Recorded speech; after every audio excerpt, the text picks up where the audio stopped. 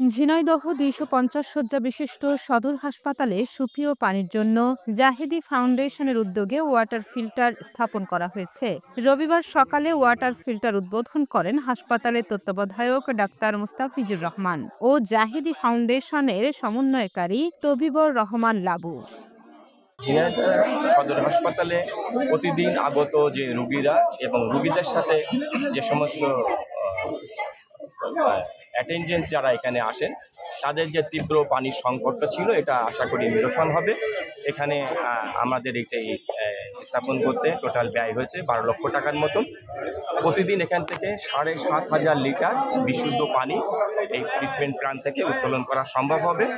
তো আমি আশা করছি যে এই ৭,৫০০ লিটার পানির মাধ্যমে ঝিনাইদহ সদর হাসপাতাল সহ আশেপাশে যারা আছে তারা একটি বিশুদ্ধ পানির ব্যবস্থা তাদের জন্য হয়ে গেল। ইনশাল্লাহ এখান থেকে তারা উপকৃত হবে।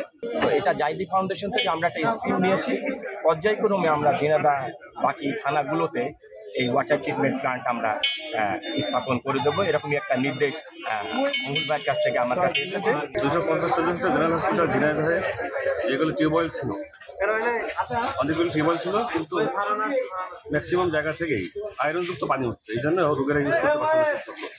সেইটারে বিবেচনায় রেখে আমরা অনেক আগের থেকে চিন্তা করছিলাম যে একটা ভালো গভীর নলকূপ এবং সেখান থেকে সব ধরনের মানুষ যাতে সুবিধা নিতে পারে।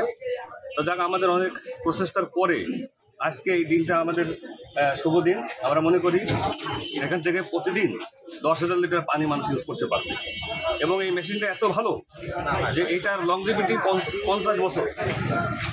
আমরা আশা করি যে এর মাধ্যমে হসপিটালে যারা আগত রোগী আসবে, তাদের স্বজনরা আসবে, এখান থেকে সুপেয় পানি পাবে, আয়রনমুক্ত পানি পাবে, আর্সেনিকমুক্ত পানি পাবে। ১২ লাখ টাকা ব্যয়ে এই ওয়াটার ফিল্টার স্থাপন করল জাহেদি ফাউন্ডেশন। এখানে প্রতিদিন গড়ে ৭,০০০ লিটার পরিশোধিত পানি উৎপাদিত হবে। হাসপাতালের রোগী, রোগীর স্বজন ছাড়াও আশপাশের মানুষেরাও এই পানি ব্যবহার করতে পারবেন বলে জানান তত্ত্বাবধায়ক।